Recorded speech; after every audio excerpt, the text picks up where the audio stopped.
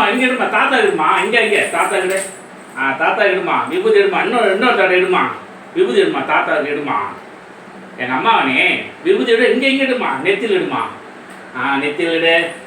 இன்னொரு தடவை எடுமா, இன்னொரு தடவை எடு, விபூதி எடுமா. நல்லா இருக்கணும், கொஞ்சம் ஆசீர்வாதம் பண்ணுமா.